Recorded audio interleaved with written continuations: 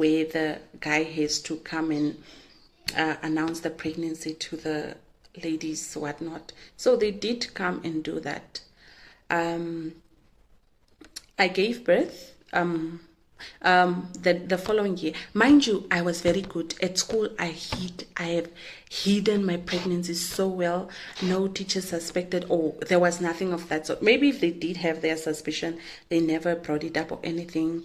But I wrote my grade 10 external exams while there was nothing wrong with me. I was not pregnant while I was heavily pregnant and everything like that. And then the next year came, I had to register now for grade 11, but I was now 8 months pregnant in January. Okay? So we went to register. Obviously my teachers were disappointed because I was a very good learner. They were disappointed, but it's fine. I registered for commerce. I already knew I was not a science person. I'm a commerce person. So I registered for commerce, and then they said I can resume school in the second term. That time we still had 3 terms. So I had to go back to school. So in this time that I was home, I had a cousin who was a year older than me, and she was actually a grade in front of me. So I asked all her textbooks and all her writing books. She didn't give me all of them because some of them she didn't have and stuff like that. I asked for her books, and there was also a friend who had commerce as well, our neighbor's child. And I also asked her, she was done with grade 12 by that time. So I asked for her books. What I used to do is I used to study while I gave birth. I used to study. I'm not big at school. I was not big at school, but I used to study.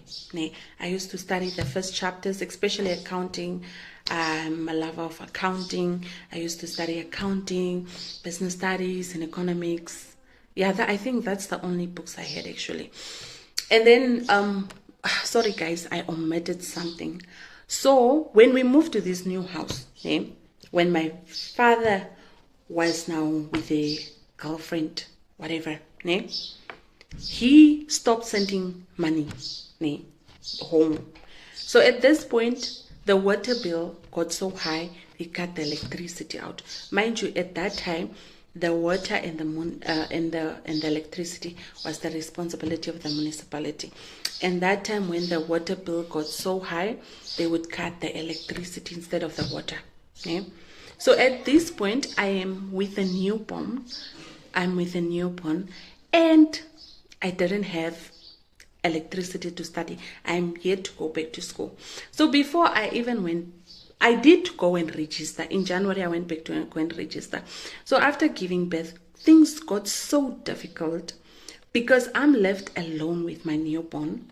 A teenager, a 17-year-old, is left alone home with a newborn. There's no electricity. So I had to go and look for woods. This one, it's not even proper firewood. There's sticks. It's just literally sticks that you come and make pap. And sometimes, not sometimes, more than sometimes, there was nothing to eat. To be honest, there was nothing to eat. So I had to wait for my mom, who would knock off at 3 o'clock. Maybe then she would bring something to eat. So at this point, I'm thinking for my child. And no, for the first few months, baby daddy did not make it to grade 11, and he went to go and live in Van to get a family house. And there was no support because he didn't work. He had a brother that worked in Paris, but they didn't have anything. So I was really suffering, me and my baby. I'm sharing my story, and whatever I am sharing, it's mine only. So it's in my opinion, that is how. I'm not going to include or involve other people. So we were really suffering. So at some point, I also decided that I will not go back to school. Let me just go and look for a job at Spar or at ShopRite, whatever. But I loved school very much. People, I loved school very much.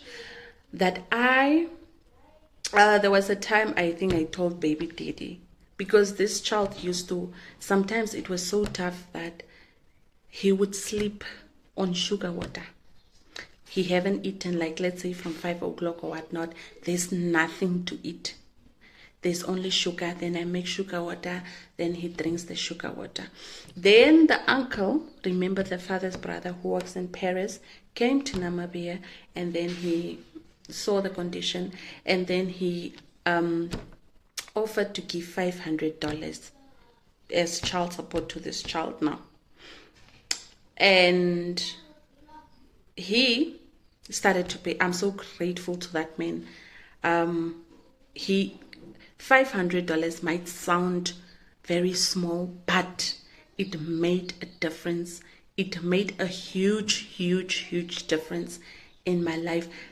I didn't give that. My mom used to take the money.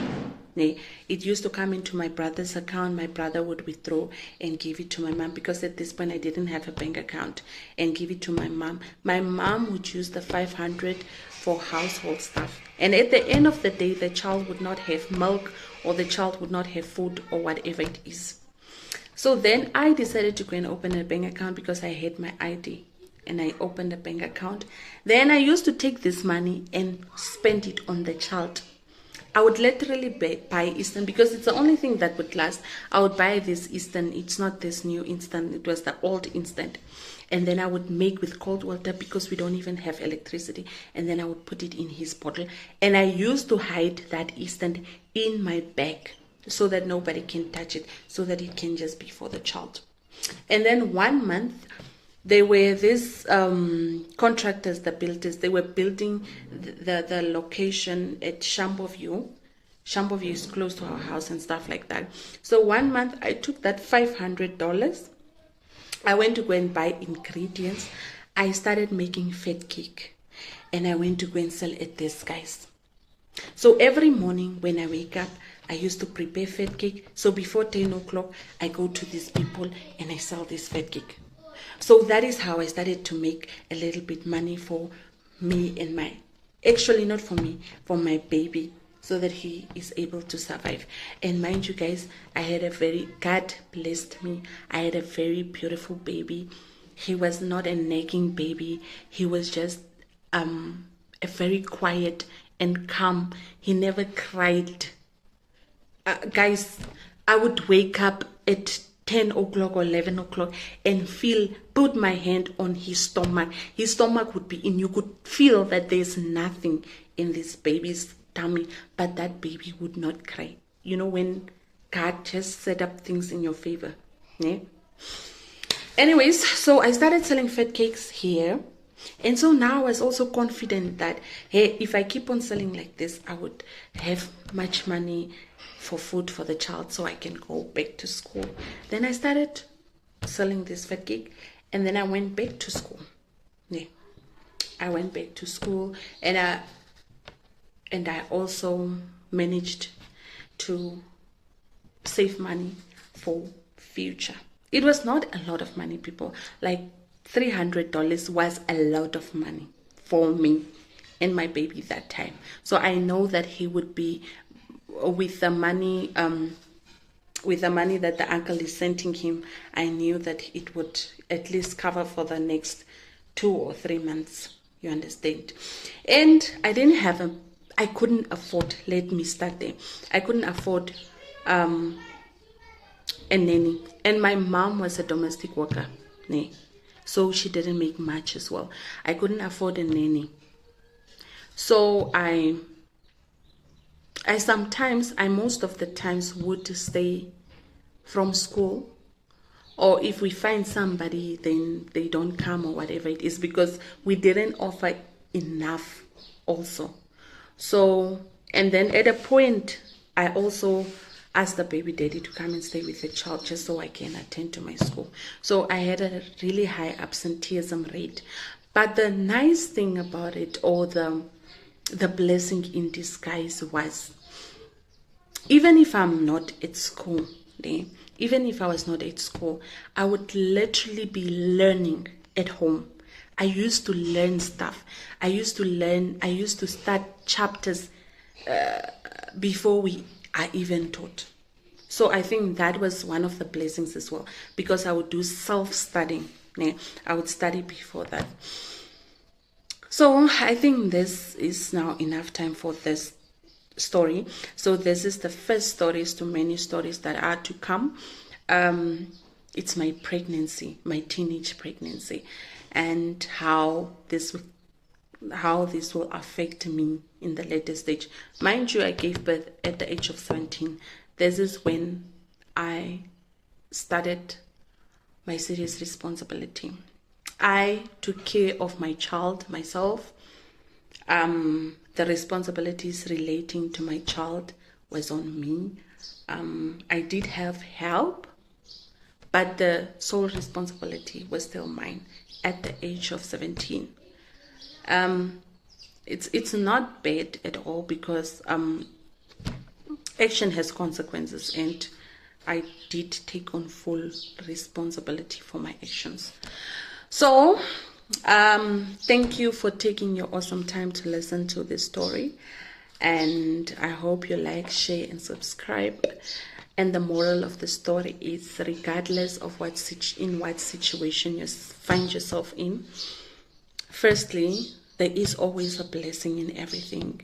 And then secondly, there is always something you can do that can yield a positive result in your life.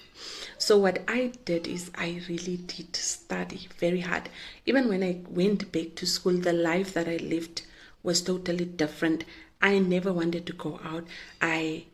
Even when we had an off period or something like that, I would literally be sitting and studying.